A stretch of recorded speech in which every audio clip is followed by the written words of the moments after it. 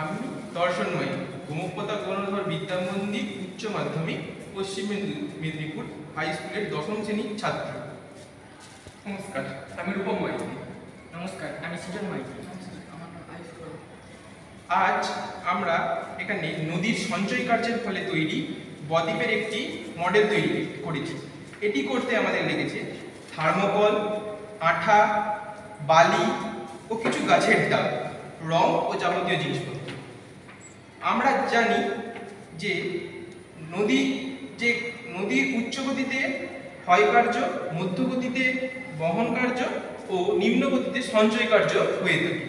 এই সঞ্চয় কার্যের ফলেই তৈরি হয়ে থাকে এই বদ্বীপ। এই বদ্বীপ দেখতে হয় গ্রিক অক্ষর ডেল্টা কিংবা বাংলা মাত্রাহীন বয়ের মতো।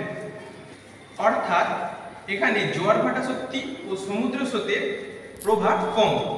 নদীগুলির দৈর্ঘ্য যদি বেশি হয়ে থাকে কিংবা নদীর উপনদীর সংখ্যা যদি বেশি হয়ে থাকে, নদীতে পলি ও বালির পরিমাণ এখানে খুব বেশি পরিমাণ।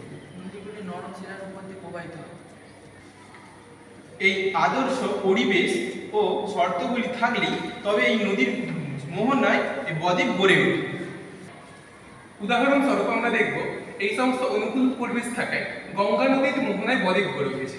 কিন্তু আমাদের পশ্চিম বাহিনী নদী যেমন নর্মদা, তাপ্তি এই সমস্ত নদীগুলিতে এই অনুকূল পরিবেশ না থাকায় বদ্বীপ কিন্তু গড়ে উঠতে পারেনি। এছাড়া বদ্বীপের কিছু শ্রেণীবিভাগ রয়েছে। উদাহরণস্বরূপ আমরা দেখতে পারি যে ধনুকাকৃতি বদ্বীপ, তীক্ষ্ণাগ্র বদ্বীপ এবং পাখির পায়ের মতো বদ্বীপ। ধনুকাকৃতি বদ্বীপ দেখা যায় মূলত নীল নদীর যে সমস্ত বদ্বীপ অঞ্চল। তীক্ষ্ণাগ্র বদ্বীপ দেখা যায় ইতালির টাইবার, ভারতের সুবর্ণরেখা নদী এবং পাখির পায়ের মতো বদ্বীপ দেখা যায় ভারতের কৃষ্ণা নদী এবং মিসিসিপি মিসৌরি নদীতে।